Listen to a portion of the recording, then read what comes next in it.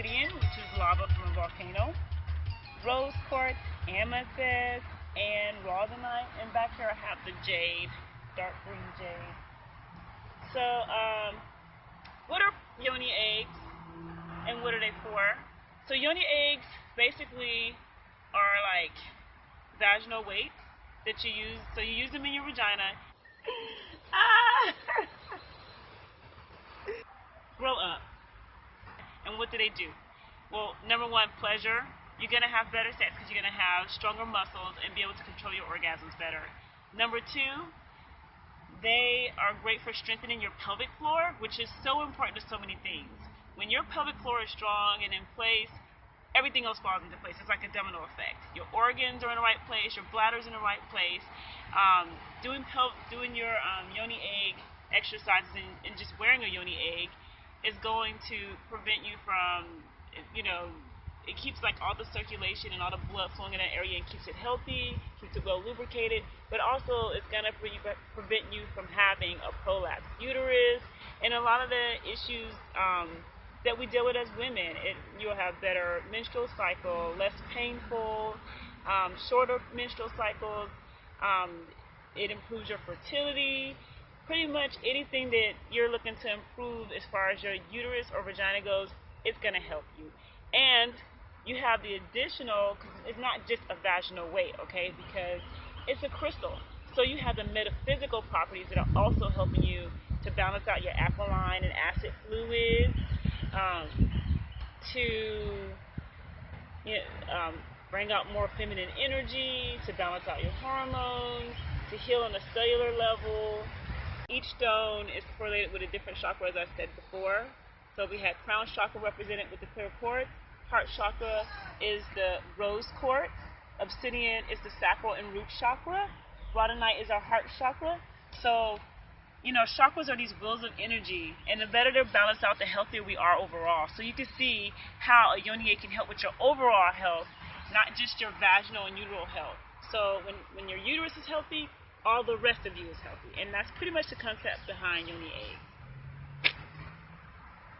You can see here are different stands that we have available. A lot of times people have Yoni eggs already, but they just keep them in a pouch. If you get a Yoni egg stand, we have some natural wood ones, we have brass, butterflies. This one is so pretty. I have one that's a cat. Here's the butterfly one. It's probably one of my favorites. And you can see these on my website at mauricewright.com. So that way you have your Yoni egg on the stand and it's just radiating all this good energy out into your bedroom or wherever it is you like to keep it.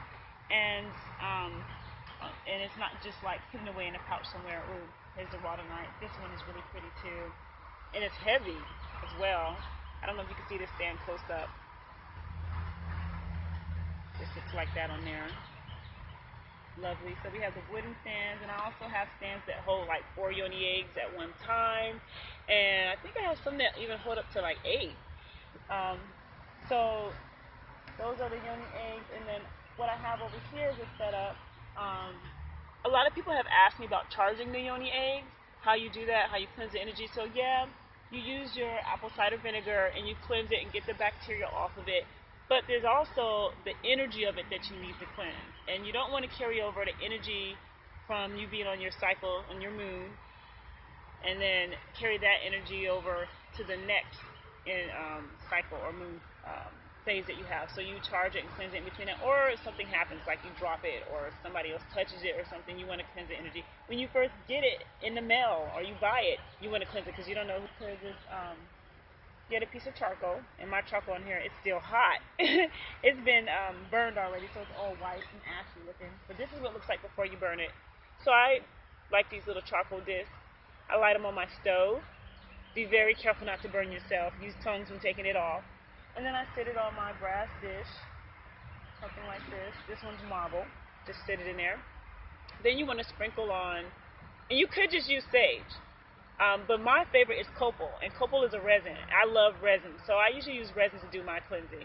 And you could do a whole, Google that, look it up, look up resins and how they're great for antibacterial and cleansing and all that. Not just on a metaphysical level, but they literally scientifically cleanse the air and the space and the auras and all that. So So you just sprinkle your stuff on here. So here I have, I don't know if you can see this, I have frankincense and herbs.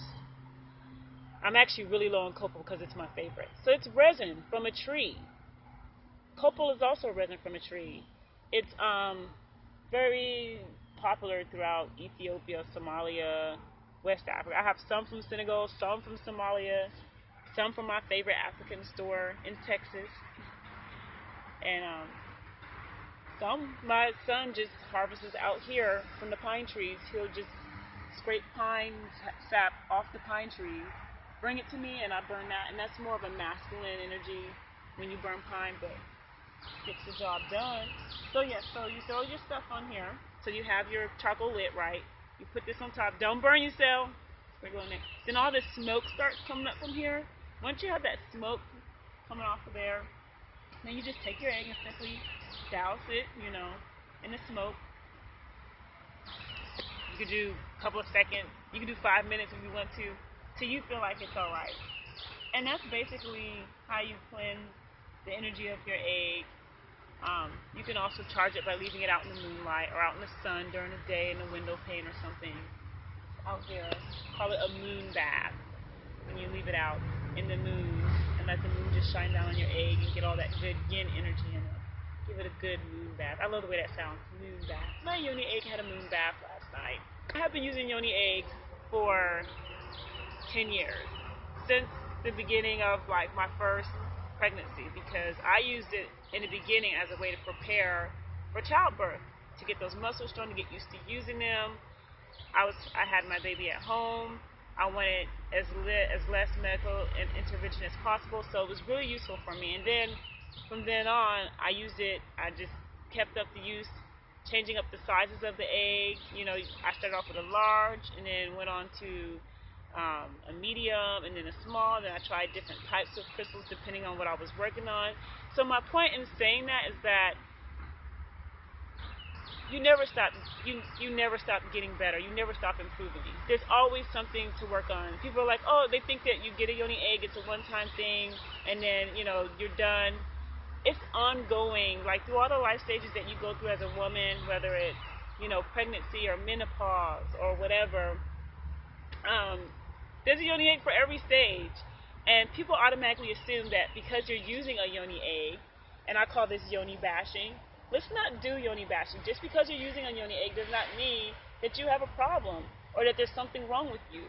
This is a tradition that women did and passed down to their daughters, and it was an ongoing. In fact, it started off as just something the royal court did, and they had like secret societies, around it, and it was something you were inducted to and that you were part of all of your life. So this was not something to be shameful. It's not something that you just, like I said, that you just use this one time. I mean, of course, if you only want to use it one time, that's your prerogative. You do what you want, but there's always something more to be working on and achieving. There's so many different exercises you can do, and I'm always, I like new challenges. I like the challenge of trying to work at something new and trying to. It's almost like I feel like I conquer each level in each different type of egg, and I just, like doing that. So I just want to put that out there.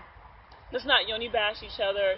If a woman's using a Yoni egg, let's not assume or put a negative association with it, because this is something created by women, for us, by us, right? And a lot of times we're so open to like what the patriarchy has created for us, or what men have created, for us to use. We don't even have vaginas, okay? So let's just embrace each other and embrace this wonderful art, this wonderful tradition that our foremothers have passed down to us, this ancient wisdom, and take better care of ourselves and, be more fulfilled and more happy. Thank you.